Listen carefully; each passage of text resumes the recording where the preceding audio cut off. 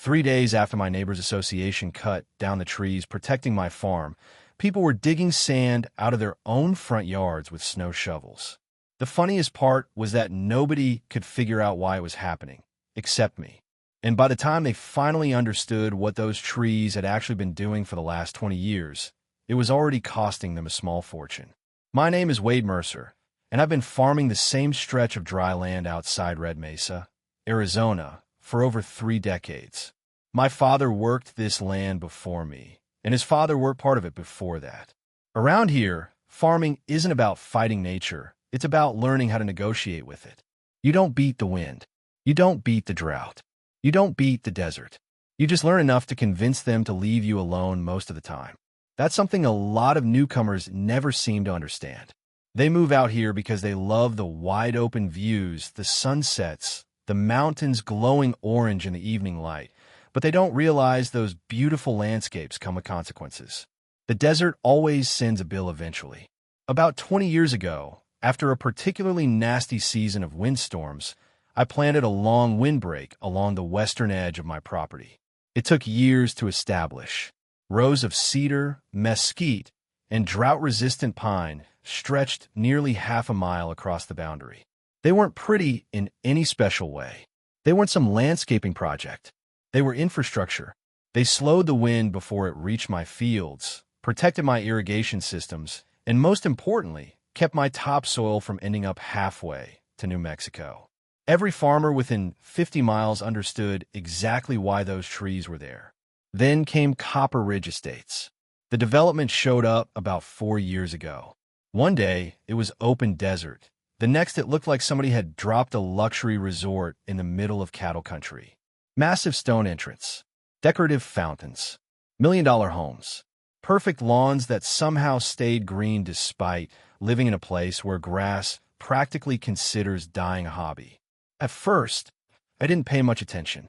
Folks moved in, waved politely, drove expensive trucks that had never seen a speck of dirt, and generally stayed on their side of the fence. I had no reason to dislike them. In fact, a few of them were perfectly decent people. Then the complaints started. Not directly at first. I'd hear things through town. Somebody didn't like the farm equipment noise during harvest season. Somebody thought my irrigation pumps were ugly. Somebody else thought the smell of livestock wasn't exactly helping their property values. I mostly laughed it off. You move next to a farm, you're probably going to notice farm things. That seemed pretty straightforward to me. Then one evening, right around sunset, I saw a black SUV pulling into my driveway. Out stepped a woman named Denise Harper, president of the Copper Ridge Homeowners Association. She was dressed like she was heading into a corporate board meeting rather than a dusty farm. Perfect hair, perfect smile, perfect confidence. The kind of confidence people get when nobody has told them no in a very long time. We sat on my porch while the sun dropped behind the trees. She complimented the property, asked questions about farming, and spent about 15 minutes pretending she wasn't there for a reason. Finally, she got to it. Some of the residents have concerns, she said. That's usually how trouble starts. Not with one person, with concerns. I nodded and waited. The clubhouse sits at the highest point in the neighborhood, she continued. The view is beautiful except for one thing. I already knew where this was going. The trees. I asked. She smiled. The trees. Apparently, several homeowners felt my windbreak blocked part of the sunset view from their community clubhouse. They wanted me to trim sections of it, maybe remove a few larger trees, open up the sight lines a little. I remember looking past her toward the very trees she was talking about. 20 years of growth, 20 years of protection, 20 years of careful planning. Denise, I said, those trees aren't decoration. She laughed politely. Of course. No, I mean it. They serve a purpose. I explained wind erosion, soil retention, crop protection, the whole system. She listened, but I could tell she wasn't really hearing me. To her, they were just trees. To me, they were part of the farm itself. When I finished, she nodded and stood up. Well, I promised the board I'd ask. And now you have. So that's a no? That's a very polite no. She smiled again, shook my hand, got back in her SUV, and drove away. Looking back now, I should have paid closer attention to that smile. Because it wasn't disappointment. It was calculation. A week later, I left town for an agricultural equipment expo in Phoenix. Nothing unusual. I attended those events every year. New tractors, new irrigation technology, new equipment. I was gone 4 days, for completely normal days. Then I drove home. About 20 miles outside town, I noticed something strange. Dust. More dust than usual. Thick brown sheets rolling across the highway. At first, I blamed the weather. Then I got closer to my property and felt a knot form in my stomach. Something wasn't right. I just didn't know how bad it was yet. The closer I got to the farm, the worse that feeling became. You know how sometimes your brain notices something before you consciously understand it? That's exactly what happened. The landscape looked wrong. Familiar, but wrong. Then I turned onto my access road and saw it. I hit the brakes so hard the truck skidded in the dirt. The entire windbreak was gone. Not damaged.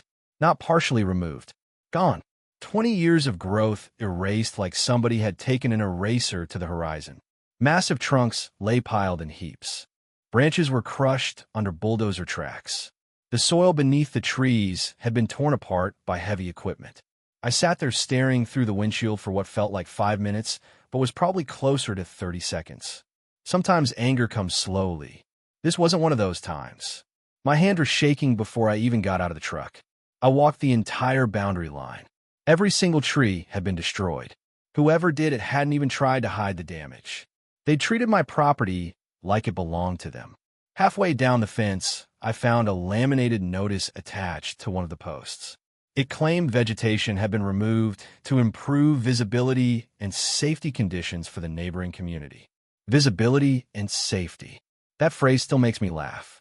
They had crossed onto private property and bulldozed a legally established windbreak without permission, and somehow they had convinced themselves they were performing a public service. I called the county first, then my attorney. Then I started reviewing security footage from several cameras positioned around the property. That's when things got even more interesting. The footage showed contractors entering through a temporary access point from Copper Ridge. Multiple bulldozers, several trucks, workers spending almost an entire day removing the trees. And the best part? Denise herself appeared on camera more than once, supervising the operation. My lawyer nearly smiled when he saw that footage. Lawyers don't smile often. When they do, somebody is usually about to write a very large check. Don't contact them yet, he told me. Let's document everything first. That was good advice, because the truth is, by that point, I wasn't thinking about lawsuits. I was thinking about wind. See, most people imagine soil as dirt. Farmers know better. Good topsoil is a living thing. It's fragile.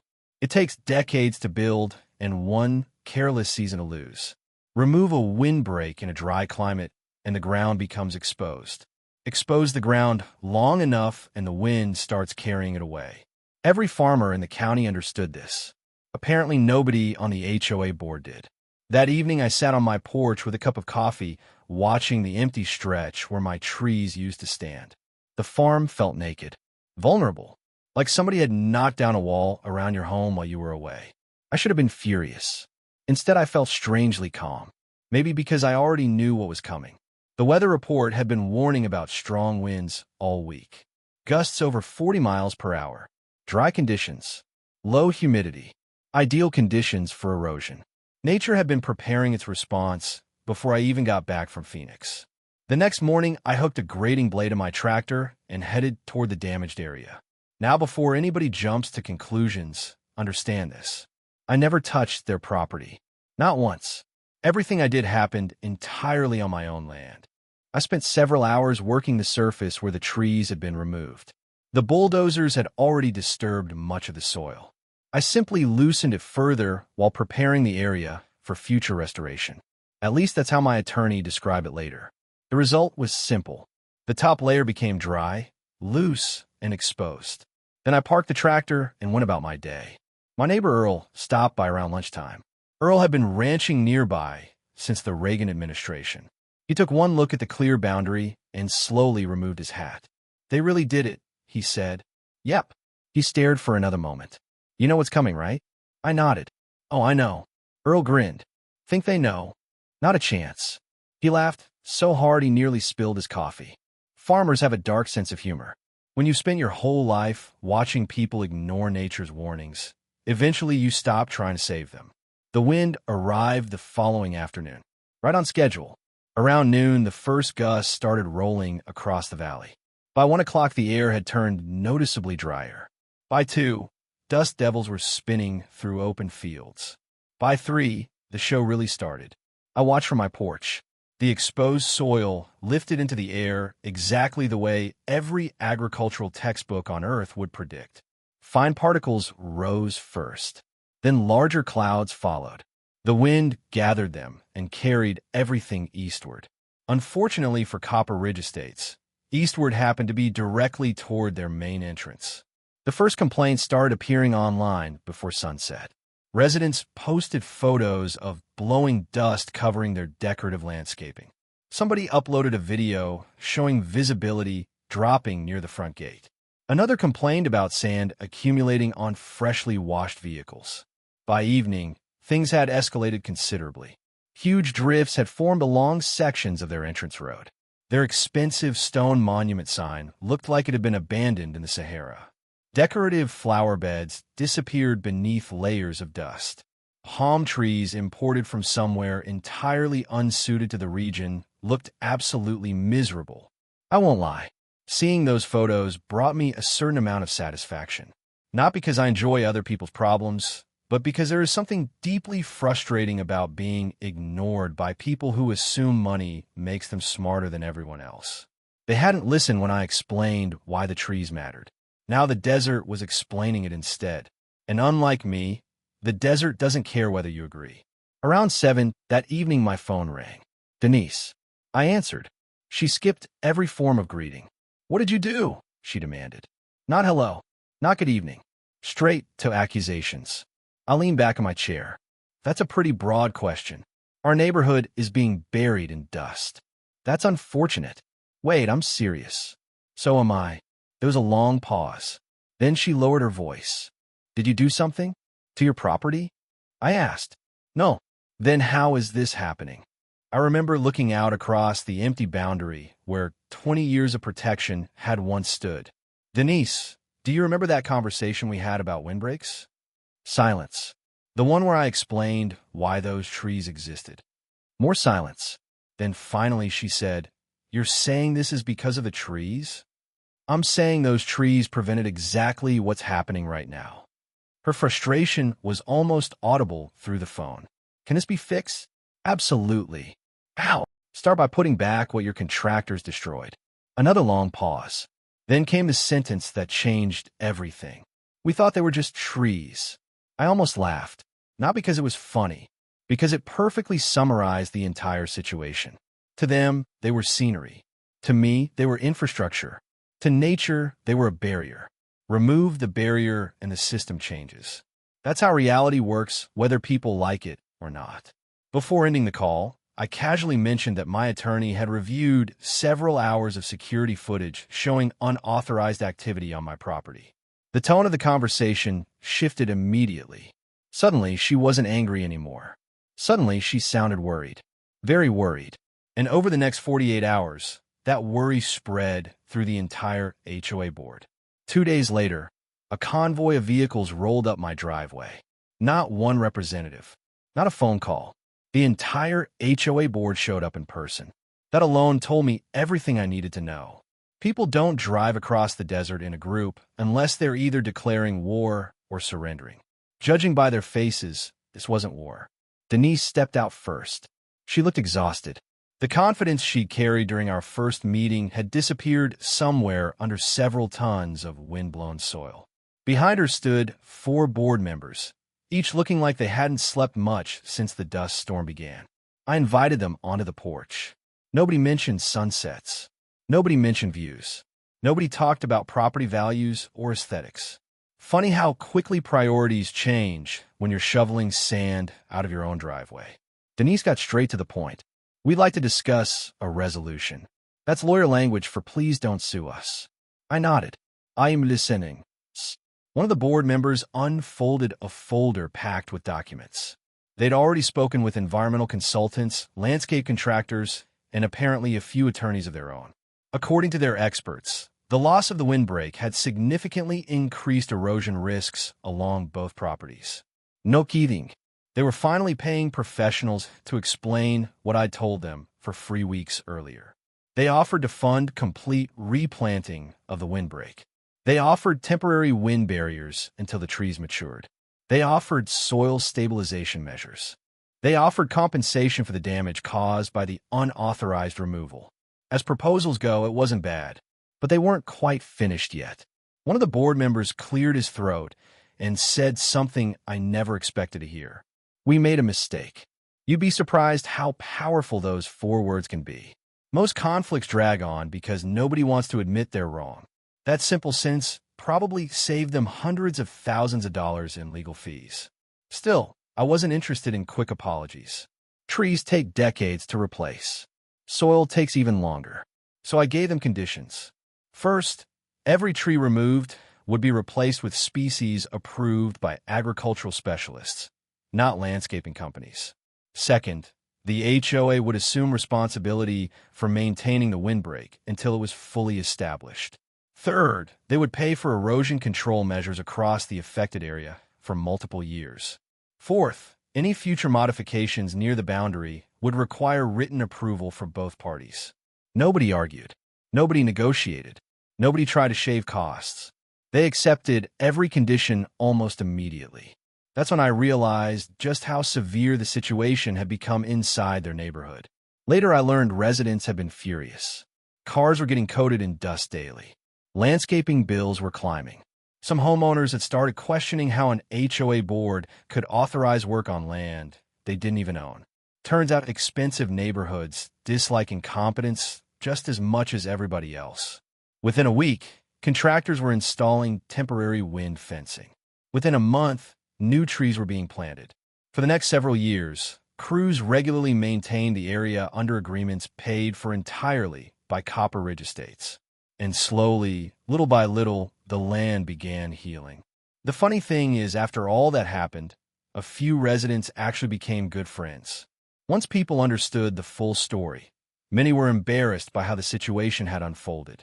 A retired engineer from the neighborhood started stopping by occasionally just to talk farming.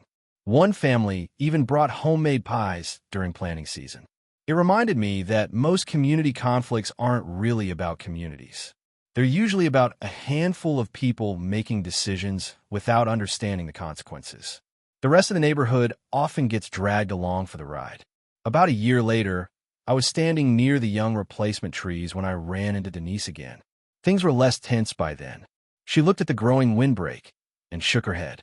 "You know," she said, "all of this happened because people wanted a better sunset view." I laughed. "How's the view now?" She laughed too. "Honestly, most people don't even use the clubhouse patio anymore. That's the part that still makes me smile. They spent months fighting over a view they eventually stopped caring about. Meanwhile, the trees they destroyed turned out to be protecting far more than my farm. They were protecting their neighborhood too. Sometimes people assume a barrier is an obstacle because they only see what it blocks. They never stop to consider what it might be holding back. And maybe that's the lesson I took from all of this. Experience often looks unnecessary right up until the moment it's gone. The old farmers around here understood that. Nature understood it. Eventually, Copper Ridge learned it too. These days, the new windbreak is growing strong. It still has a long way to go before it reaches the size of the original, but it's getting there. Every time the wind starts howling across the valley, I look at those trees and remember how quickly people can underestimate something they don't fully understand. I also remember how expensive that mistake can become. Now here's the question I've gone back and forth on for years. Should I have warned them more aggressively before everything happened?